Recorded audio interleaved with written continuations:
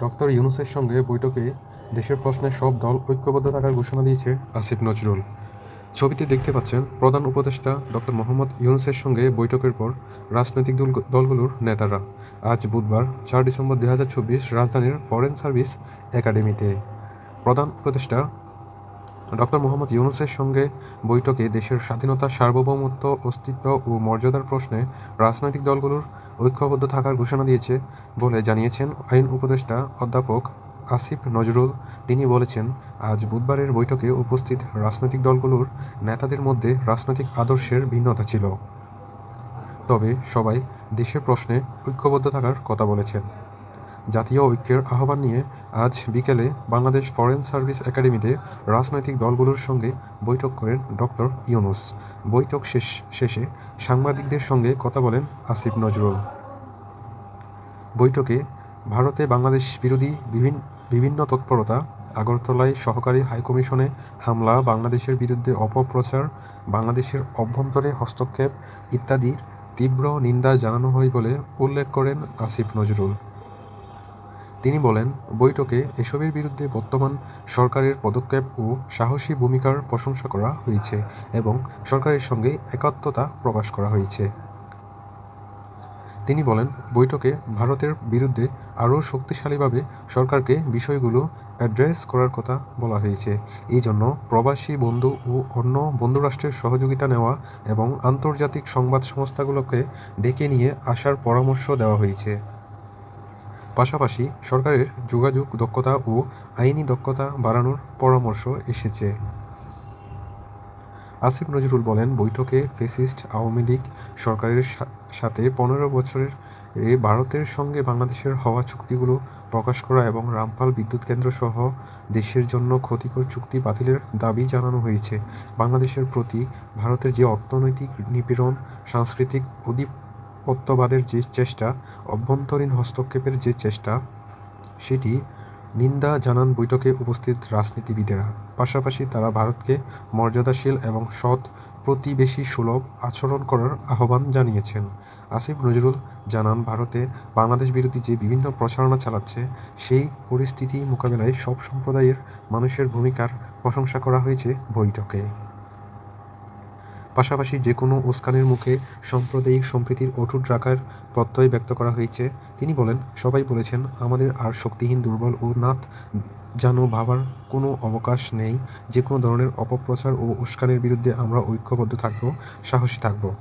বৈঠকে সবাই মিলে একটি সমাবেশ করা, সবাই মিলে একটি পলিটিক্যাল কাউন্সিল করা, নিরাপত্তা কাউন্সিল করা সহ বিভিন্ন প্রস্তাব এসেছে বলে জানিয়েছেন আসিফ নজরুল। তিনি বলেন, সবার মূল সুর ছিল, আমাদের মধ্যে মত, পথ ও আদর্শের ভিন্নতা থাকতে পারে, অবস্থানের ভিন্নতা থাকতে পারে, কিন্তু দেশের স্বাধীনতা ও সার্বভৌমত্বের প্রশ্নে সবাই এক।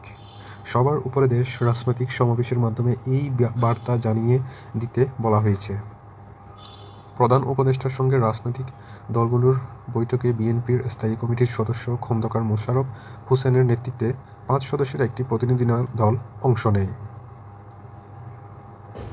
বিএনপির প্রতিনিধি দলে আরও ছিলেন আব্দুল মঈন খান, নজরুল ইসলাম খান, আমির খসরু মাহমুদ চৌধুরী এবং অধ্যাপক এজেড.এম জাহিদ হোসেন, জামায়াত ইসলামীর আমির শফিকুর রহমান, সেক্রেটারি জেনারেল মিয়া গোলাম পরোয়ার সহ 4 সদস্যের প্রতিনিধি দল এবং বাংলাদেশের ইসলামী আন্দোলনের মহাসচিব ইউনুস আহমেদ ও প্রেসিডিয়াম সদস্য আশরাফ আলী আখন বৈঠকে অংশ নিয়েছেন। জাতীয় নাগরিক কমিটির আহ্বায়ক নাসির উদ্দিন পাটোয়ারী এবং সদস্য সচিব আক্তার হোসেন আজ বৈঠকে উপস্থিত ছিলেন। বাংলাদেশের কমিউনিস্ট পার্টির সিপিবি সভাপতি মোহাম্মদ শাহ আলম ও সাবেক সভাপতি মুজাহিদুল ইসলাম সেলিম, গণতান্ত্রিক বিপ্লবী পার্টির সাধারণ সম্পাদক মোশাররফ মিশু, জাতীয় পার্টির জাফর মোস্তফা জামাল হায়দার, বাংলাদেশ সমাজতান্ত্রিক দলের বাসদ উপদেষ্টা খালেকুজ্জামান, নাগরিক ঐক্যের সভাপতি মাহমুদ রহমান মান্না, বিপ্লবী ওয়ার্কার্স পার্টির সাধারণ সম্পাদক সাইফুল হক, গণসংহতি আন্দোলনের প্রধান সমন্বয়কারী জমায়েত সাকি, গণ অধিকার পরিষদের সভাপতি নুরুল হক নূর ও সাধারণ সম্পাদক রাশেদ খান এবি, পার্টির সদস্য সচিব মুজিবুর রহমান মঞ্জু ও যুগ্ম আহ্বায়ক আসাদুজ্জামান ফুয়াদ বৈঠকে অংশ নেন।